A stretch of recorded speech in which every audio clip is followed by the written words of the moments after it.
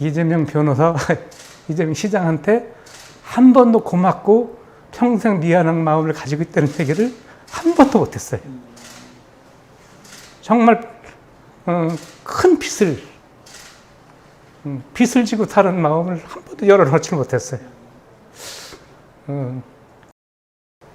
노동법률상담소에 근무를 했었고요. 그때 당시에 이재명 변호사가 소장으로 있었습니다. 지금은 이제 노인 일자리 센터 일을 하시는데 30년 전에는 노동 쪽 일을 많이 하셨죠. 특히 이제 이재명 지사하고 같이 일을 하셨던 걸로 알고 있어요. 30년 전에 이재명 지사를 어떻게 처음 만나시게 됐나요? 80년대 후반인데요. 네. 그때가 이제 대한민국에서는 87, 88년도에 큰 노동자 대투쟁이 이루어졌었던 그렇죠. 시점이었고, 네. 노동자들의 권익이 전국을 이렇게 뒤덮는 상황이었는데, 되돌아봐도 아주 조용한 데가 있었어요. 거기가 광주, 이천, 여주 지역이었었습니다. 동북권역. 네, 동북권역이죠.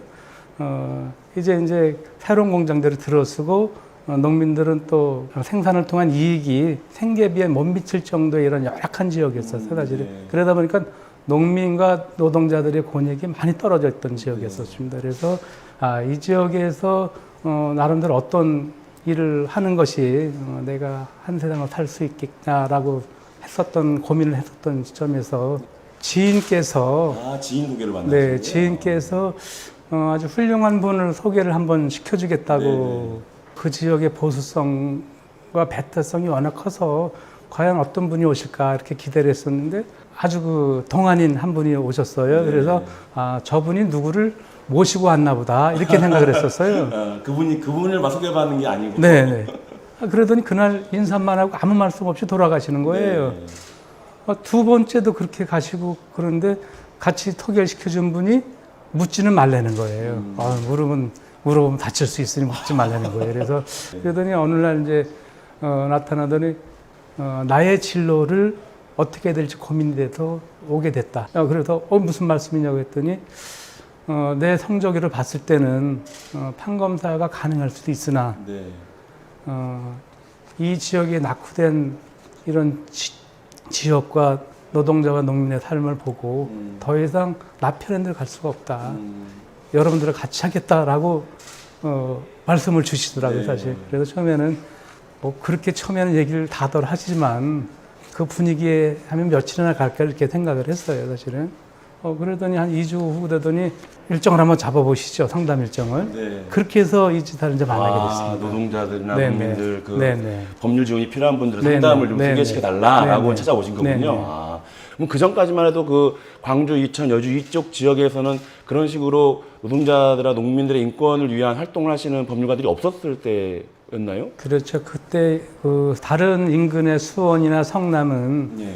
노동단체들이 많이 생기는 시점이었고, 노조들이 자주적인 노조들이 스스로 네. 어려움을 극복하는 노조들이 적지 않게 많이 들어서던 상황이었는데, 그 노동자 대추쟁이 일어났는데도 2년이 지났는데도 이 지역은 너무 잠잠한 거예요. 89년 정도 네네네. 되셨네요. 그때는 다른 지역에서 활동하던 활동가들이 네. 개별적으로 그 공장에 위장 취업을 하고 있는 분들은 몇 분 정도 있었을 때였어요. 그러니까 노동운동은 하고 있었지만 네네. 전혀 연결이 될 수가 없는 상황이었었죠.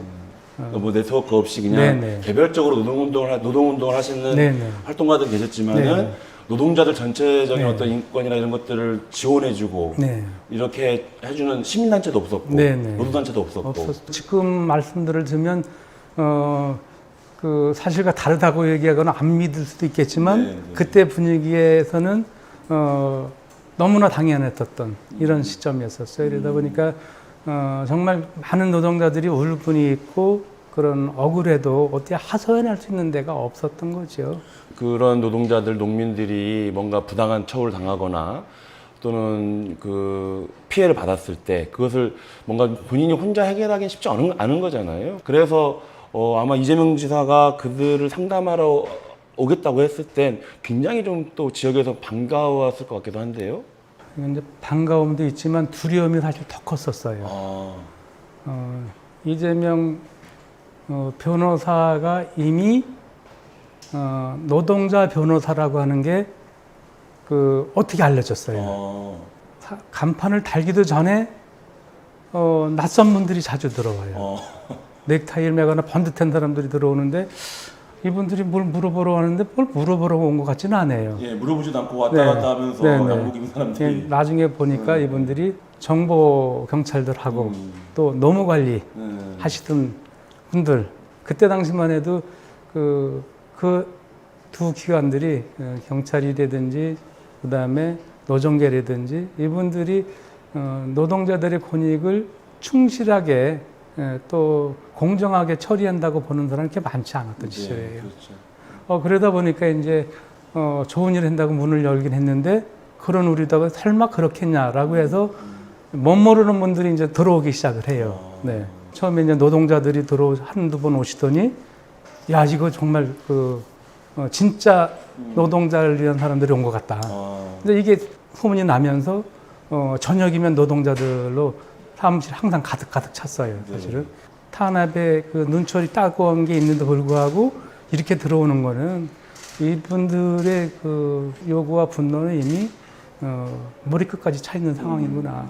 이런 생각을 했고 농민 또한 어떤 소식을 듣고 또 찾아오게 되는 이런 계기가 돼서 초기에 많은 분들이 다녀가시고 상담을 하게 됐던 시절이죠. 사실 그 당시에 이재명 지사 그러면 사법연수원 나오시고 한 28, 9?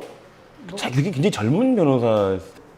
겸손하면서도 굉장히 재밌었어요. 사실. 네. 그러다 보니까 노동자들이 한 번 와서 만나면 언제 오느냐 물어서 또 나타나요. 그러다 보니까 이제 이렇게 해서는 안 되겠다. 그래서 날짜를 정하게 돼요.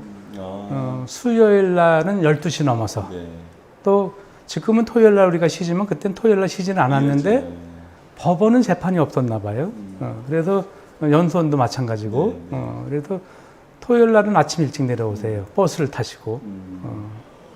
비록 작은 인원이지만 여기가 파급력이 엄청 클 거다라고 하는 그 스스로 분석을 했나 봐요, 사실은. 두 번째에 상담을 하러 오는데 이미 해당 기관이라든지 이런 내가 생겼으니 각별히 유념하다고 하는 것이 대규모 사업장이 많으니까 그런 법률 지원 상담소나 이런 것이 생기면 그 회사에 어떤 문제 생길 것을 우려한 그런 것들이 좀 있었겠군요. 근데도 불구하고 일주일에 두 번의 이제 일정을 잡았는데 도착하기 전에 이미 사무실이 가득 사람들을 찾는. 그러니까 이재명 지사는 성남에 자기 이제 연수원 나와서 결국 이제 판검사를 되는 걸 포기하고 노동 인권 변호사가 되겠다고 와서 성남에도 이제 법률사무소를 차렸잖아요. 성남에도 사무소가 있고 이 광주, 여주, 이천 이쪽에다 또 이제 사무실 낸 거네요. 그러면 그때만 해도 이제 변호사는 저도 이제 선입견이었던 거죠. 시간도 많고 돈도 짧은 시간 많이 벌기 때문에 가능하자 이런 생각을 했는데 시간이 지나면서 보니까 토요일 날 12시가 넘으면 그 재판 일정을 안 잡은 거예요. 사실은.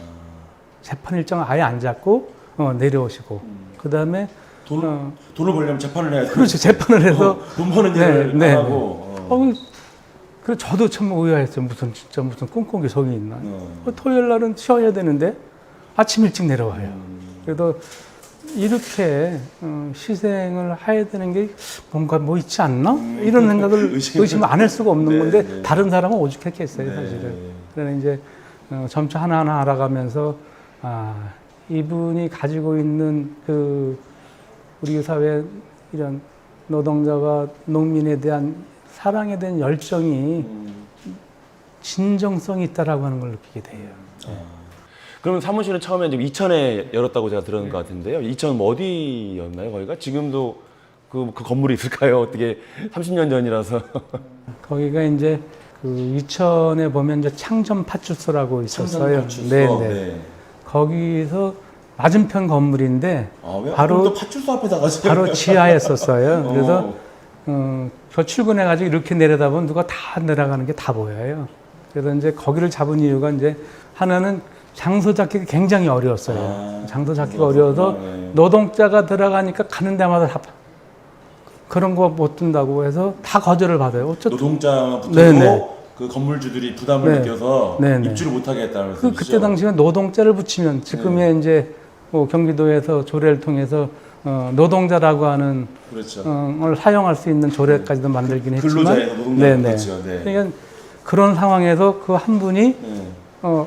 우리 상관하지 않고 해주겠다. 근데 이제 분이 계셨군요. 네. 근데 이제 우리는 야 이거 오는 사람들한테 큰 부담이 될 텐데 어떻게 했냐. 그러니까요. 그래서 처음에 이제 파출사를 지나서 와야 네네. 돼요. 그래서 간판을 그래서 일시적으로 그럼 내리고 네. 내리고 그러면 아름아름 오는 사람부터 그러면 하자라고 이제 시작을 했었던 거죠. 그럼 처음에 간판을 달지 않고 그러다 보니까 이제 오는 분이 굉장히 경찰이 있고 네. 또 앞에도 다 뒤다 보이고 네. 누가 오겠냐. 그래도 네. 우리는 한 명이 오더라도 하나씩 늘려가면 되지 않겠냐 그랬는데 뛰었을 때도 사람 몰려오는 건 똑같았어요. 그럼에도 불구하고 네. 그 분들이 오시는 거잖아요. 네네. 필요해서 그러니까요. 기댈 데가 없으니까. 네네. 아. 그러다 보니까 이제 노조의 그 활동을 열심히 하던 분들이 한 분 한 분 늘어나기 시작을 한 거죠. 네. 그 이 톱은 뭔가요? 톱이 보존이 되어 있다고 하던데 톱을 좀 설명해 주시겠어요? 이게 2000 상담소라고 되어 네네. 있고요. 그다음에 89년 5월 13일 개소식 기념 전화번호가 적혀 있네요. 사무실 전화입니다. 아 예. 이 톱이 뭐죠?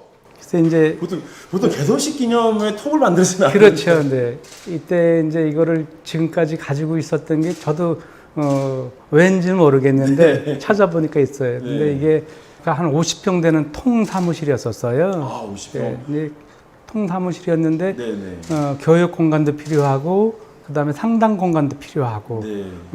네다섯 개를 만들어야지만 그런 상담소로서의 그 기능을 할 수 있게끔 해야 되는데 이거를 차마 돈을 달라고 하기가 어려운 거예요. 그러니까 인테리어 비용이 네네네. 필요한데. 그러니까 보증금은 내주셨는데 네. 그것까지 달려면 정말 그 좀 뻔뻔한 것 같은 생각이 들어져서 이재명 지사가 이제 보증금까지는 냈는데 그래서 하는데 얼마 정도로 최소한 네. 한 뭐 1, 20만 원 더 들 것 같습니다라고 얘기해서 그래서 생각을 하기 어쨌든 그 뭐 멀쩡한 남자들이 있으니 재료를 샀어요. 그래서 재료를 사가지고. 톱 한 자루, 망치 하나, 못, 그다음에 그 베니다 합한 그거를 이제 한 20장 사다가 네. 뭐 할지도 모르는 재단을 해가지고 이것으로 손수 한 열흘 정도를 하긴 자르고 뭐 그 막고 이렇게 하다 보니까 네. 엉성해나마 사무실 같은 사무실이 만들어진 거예요. 인테리어 딱. 예, 찍은 그때 거죠. 이제 열흘 정도 걸렸는데 끝나고 나서 앉아서 이제 차 한 잔 마시면서 왠지 뭔가 기억을 해야 될 것 같아요. 그때 사진을 찍거나 이런 거는 이런 권력기관에서 혹시나 이런 탄압을 받았을 경우 불리하게 동행할 수도 있다라고 하는 우려 때문에 자료 사진 이런 걸 안 찍었어요. 기념사진 하나 못 네, 찍었군요. 네, 네. 아. 사진기도 없었고요. 사실. 그래서 그때 이제 이걸 하나 이제 쪼그리고 써놨는데 네. 이게 지금까지 30년 가까이 있을 거는 생각을 전혀 못했지요. 30년 된. 네, 그래서 저한테는 이제 족보 같은 거예요. 이제 족보 그때 같은- 당시에 뭐 했냐고 물어보면 증거는 아무것도 없어요. 네. 근데 뭐 어디 가서 증명서 발급도 못해요. 그러나 이거 하나는 이걸 뭐 일부러 만들어서 이걸 하고 쪼글 일이 없기 때문에 이거는 그렇죠. 이제 그래도 내가 이때부터 시작을 했구나라고 하는 거가 증표가 되고 우리 이재명 변호사님도 그때 이제 같이 시작을 했구나라고 하는 하나 증표로서 간증을 하고 있습니다. 광주, 여주, 이천 이 지역의 네, 노동자와 농민들의 인권을 위해서 네. 활동하게 될 노동법률 상담소를 처음 문을 열 때 이 톱이 네. 문을 열게 만든 거군요. 그렇습니다. 아, 이 톱 굉장히 의미가 있는 톱이네요. 그리고 이건 이재명 지사가 가지고 있어야 되는 거 아닌가요? 이재명 변호사는 단순히 법률로 가려서 남고 싶은 기억을 갖고 있다고 생각하지 않아요. 그때도 그냥 노동 형제로서 네. 우리 사회의 어려운 문제를 풀 사람으로서 동지로서 그 이해해달라고 했었던 거를 늘상 보기만은 날 변호사가 아니에요. 여자랑 똑같은 사람이 이러면서 얘기를 했던 기억이 나죠. 그러니까 네. 광주, 여주, 이천 쪽에 법률 상담소를 내시고 그리고 이제 노동자과 농민들을 위한 지원 활동을 하시게 됐는데 그 비용들이나 이런 게 좀 적지 않았을 텐데요. 어떻게 비용들은 그럼 감당하셨어요? 이제 그 간사들은 네. 열정과 헌신성만 있는 분들이에요. 네. 적어도 이제 그 보증금 마련하고 네. 정기적 월세가 있어야 되는데 그래도 월세는 뭐 처음에는 이제 우리가 노가다에서 해서 네. 노동을 해서라도 우리가 뭐 하면 되지 않겠냐. 근데 보증금 어떻게 할 거냐 네. 이제.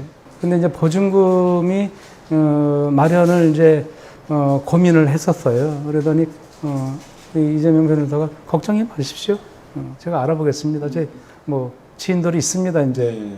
그래서 이게 역시 그 변호사가 아는 친구들이 많아서 뭐 마련하는 건 큰 어려움이 없나 보다. 네. 역시 변호사는 대단해. 이렇게 하고 어쨌든 보증금 마련이 됐어요. 월세 마련이 쉽지 않은 거죠, 네. 사실은. 간사들도 각각. 근데 오늘 첫 달에 그 100만 원이 넘는 돈을 100몇십만 원인지 예간에 이렇게 100만 원이 넘는 돈을 월세하고 활동비에 쓰십시오라고 주신 거예요. 네. 그래서 이게 이게 첫 달이니까 이렇게 하겠다라고 생각을 했는데 성남에 올라가서 소주 한 잔에 삼겹살을 먹고 얼큰해지면 내려올 쯤 되면 봉투에 담아서 쓰십시오라고 내려와서 보면 100만 원이 훨씬 넘는 거예요. 근데 그것을 한 달이 말지라고 했는데 그게 지속됐었죠, 사실은. 매달 그렇게 네. 100만 원 약간 네. 넘는 돈을 네. 지원을 해줬군요. 그렇죠. 이재명 그리고 지사가. 그때 당시에 월세가 한 20만 원이고 네. 간사 3명 활동비하고 간사들 생활비까지도 나눴으면 큰 돈이었던 네. 거예요. 뭐 안정적으로 간사들이 활동할 수 있는 기반이 됐었던 거죠. 네. 네, 네. 유일하게 활동비를 받고 했었던 데가 제였었어요. 그러니까 그렇군요. 지금으로 치게 되면 그 상담소의 처우가 엄청 좁은 거였었죠. 활동을 3년 정도 하신 걸로 아는데 그죠? 3년 하셨죠? 3년 했는데 이제 그 처음에 그 임대를 한 데가 네. 한 번 이사를 딱 갔어요. 이사를 가셨어요? 네. 왜 이사를 가셨어요? 가게 됐는데 하나는 그 건물 주인이 나타나서 잠깐 보자고 하더니 네. 저녁을 먹자고 하더라고요. 네. 그러니까 그랬더니 심각하게 얘기하더니 자기 아들이 뭐 서울에 있는데 사업을 한다고 이렇게 내려온다고 한다. 그래서 네. 여기를 써야 되니 네. 어떻게 하겠냐. 계약 기간이 1년인데 나가려면 어떻게 나가야죠. 뭐 그래도 한 달치인가 2달치 월세를 안 받을 테니 네. 기간까지는 있으라고. 네. 월세를 안 받고 그냥 2달이나 더 있으니까 얼마나 고마워요, 사실은. 그래도 참 특이한 분이구나, 이분이. 그래서 이제 알았습니다. 이렇게 그 2달 채울 무렵에 얼마 안 남았는데 또 잠깐 보자 그러더니 이 얘기는 참 알 수가 없는데 빌려주고 나서 처음에는 본인이 그때 당시 70이 넘으신 분이었는데 60년도에 본인이 그 노조 활동을 하셨던 분이에요. 그래서 어렵다 하더라도 뜻이 좋아서 내가 좀 버틸 때까지 버텨보려고 했는데 아침 저녁으로 찾아와서 정부 경찰과 뭐 어디서 정보국과 네네네 아침 저녁 찾아와가지고 뭐 큰일이 나겠다는 등 뭐 이러다가 본인이 건물 세금 문제가 어떻게 될지 더 이상 버틸 수가 없어서 협박하고 네네 그래서 차마 아들 핑계는 됐는데 양심상 이 얘기를 해줘야지만 자기가 마음이 편하고 죄를 짓지 않는 것 같아서 그렇다라고 와서 얘기를 하더라고요. 아들은 핑계였고 네네. 사실은 정부과 형사라든가 그런 기관에서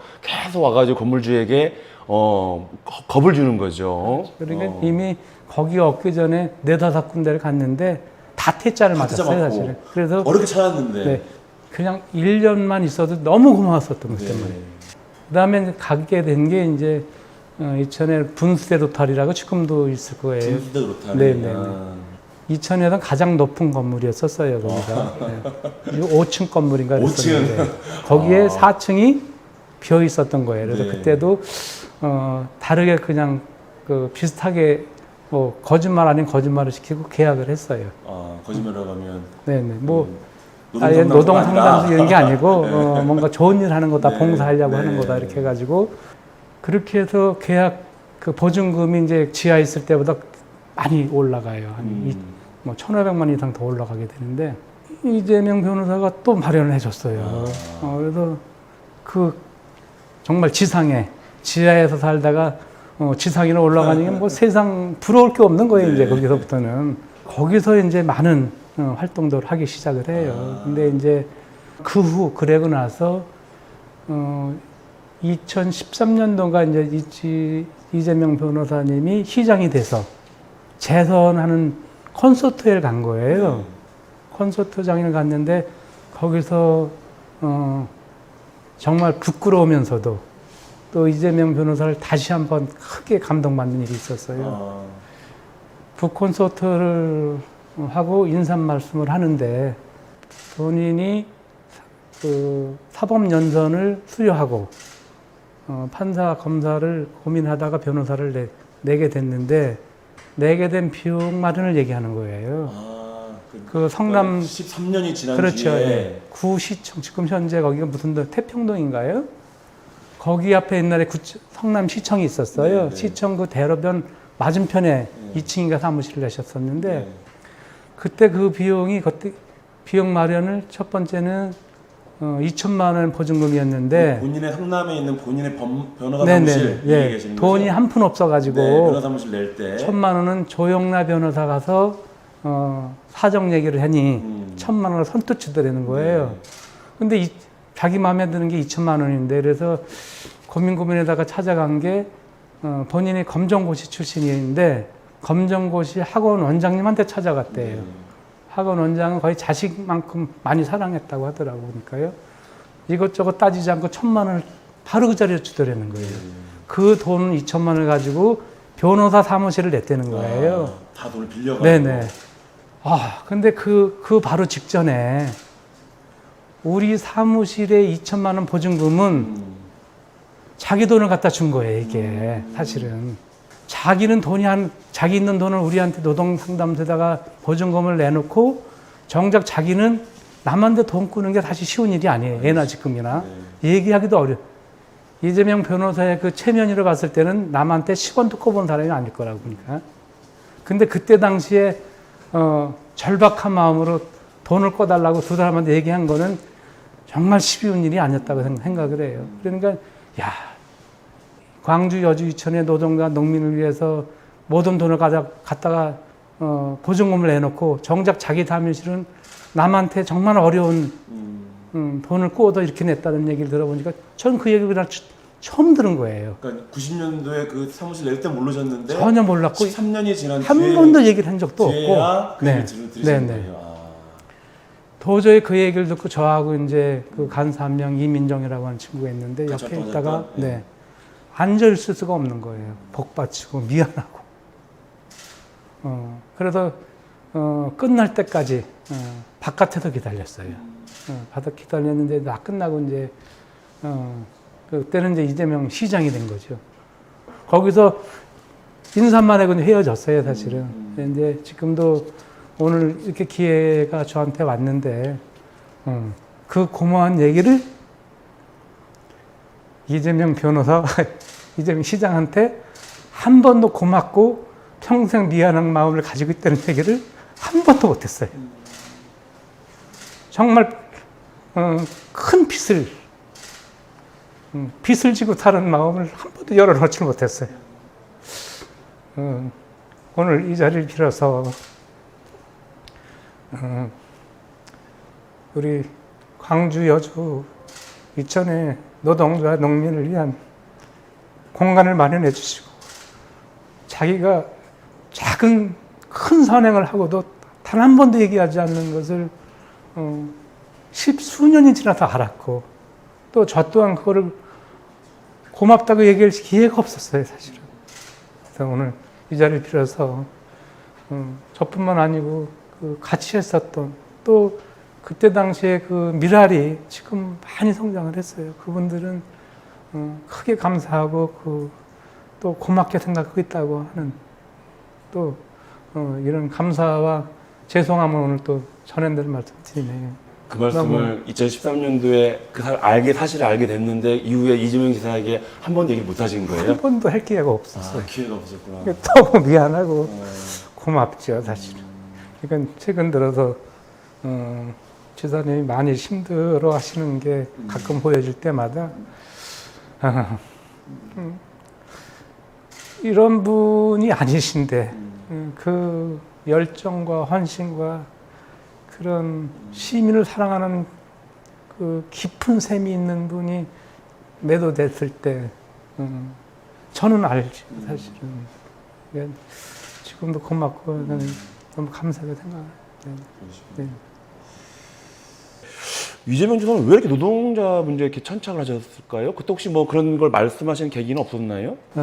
저는 이제 그거를 지금은 이해를 할 수가 있어요. 그래서 그때 이제 저한테도 그 대공 형사라 그래요. 이제 정보 3개 뭐 이렇게 대공 2, 3개 이랬었는데 어느 날 갑자기 비원을 부르더니 거기는 이미 이제 빨갱이고 빨갱이고 문제가 있는 사람이고 나는 이재명은 빨갱이 문제 있는 사람이다. 나중에 그 정치하려고 하는 사람이요. 그러니까 잘못하면 깜빵이나 가지 아무 실익이 없는 사람들이요. 협박과 회유를 하는군요. 예. 협박은 이제 해야 되는데 어쨌든 어느 날 갑자기 뭐 사법고시락해서 왔다고 하고 막 이런 일을 하는데 그냥 무조건 그 친구 다 믿을 수는 있는 건 아니었어요. 그렇죠. 그때 말에 약간 의심스럽게 의심을 저 젊은 거가 네, 왜 저러는 건가. 그렇죠. 나 같으면 돈도 안 내는 걸 둘째 치고 돈을 갖다 퍼붓는데 돈이 나올 가능성이 거의 없어요. 그렇죠. 사실은. 네. 거의 저렇게 바보스럽게 저렇게 하나 이렇게 생각을 했는데 그 답이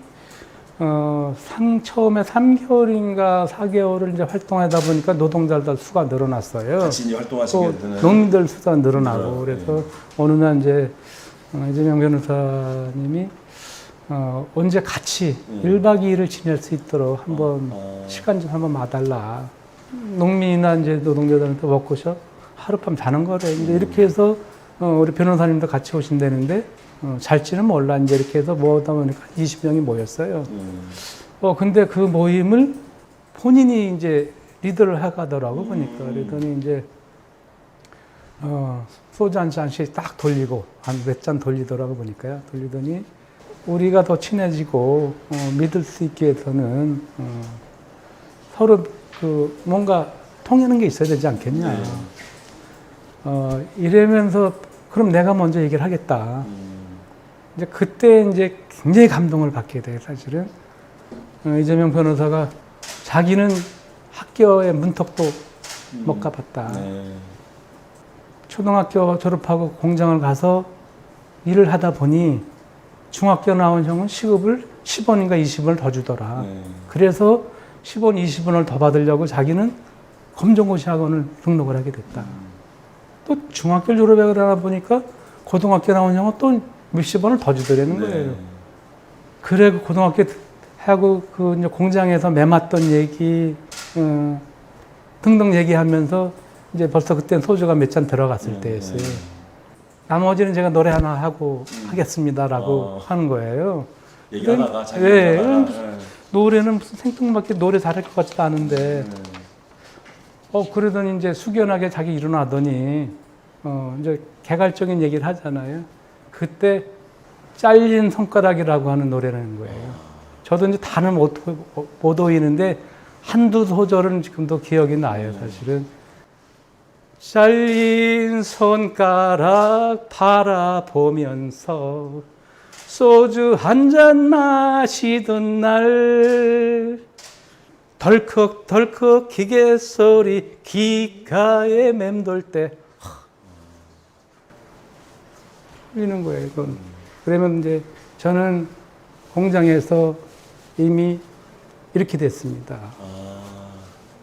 손등은 미싱이 반복해서 찍는데도 모르고 그다음 프레스 눌려가 여기는 바보가 됐어요.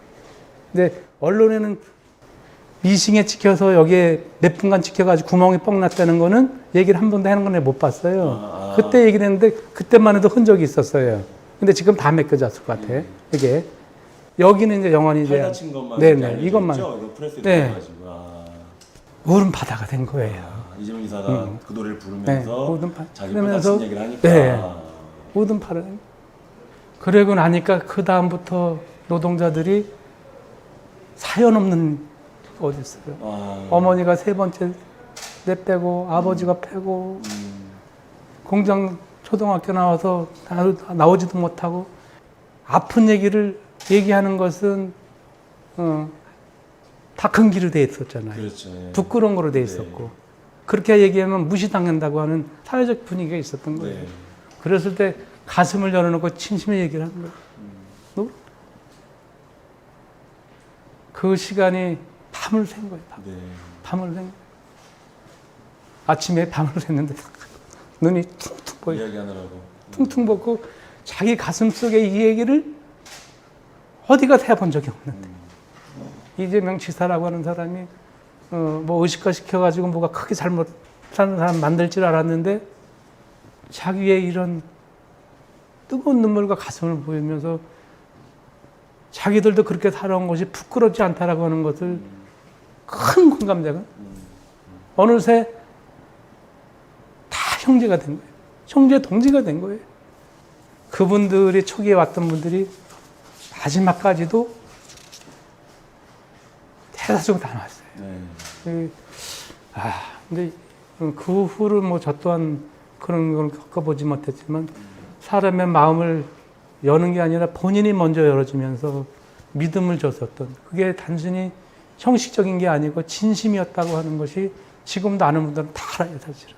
전 지금도 그 마음은 곳곳에서 다 드러나요. 장난기 있고 또 어떻게 보면 쌈딱까지 보이기도 하지만 노동자, 농민, 우리 서민을 사랑하고 가슴으로 느끼는 사람이 과연 그때 그 젊은 나이에 어쨌든 광주 여주 이천에 그렇게 중요한 노동운동의 한 획을 그었던 그 상담소의 이야기가 사실은 잘 알려지지 않았던 것 같아요. 그 뭐 어떤 이유가 있을까요? 왜 이 상담소 이야기가 잘 알려지지 않았을까요? 저도 그 후에 이런 얘기를 오늘 처음 얘기하는 거고요. 네. 그때는 하나는 그때는 다 그렇게 사는지 알았어요. 다 그렇게 사는 거 아니고 또 그게 자랑일 수 없었어요, 사실은. 과거에 운동했는데 가지고 논란되는 일도 많고 그렇게 살고 싶지 않았던 거예요, 사실은. 또 그거는 그냥 가슴 속에 그냥 좋은 동지로서 남아야 될 문제지 이거를 했다라고 하는 것이 어떻게 보면 우리 이재명 지사한테 누가 될 수도 있는 부분이고 그래서 일체 입을 다물고 살았는데 얘기하게 된 게 최근에 보니까 지사님이 그러한 청춘부터 한평생을 열정과 헌신과 그런 시민들에 대한 사랑의 마음을 진심을 가지고 살아있는데도 불구하고 그 부분을 곡해하고 왜곡하고 이런 일부 언론과 일부 사람들이 있는 거예요. 그래도 참 안타까운 거예요.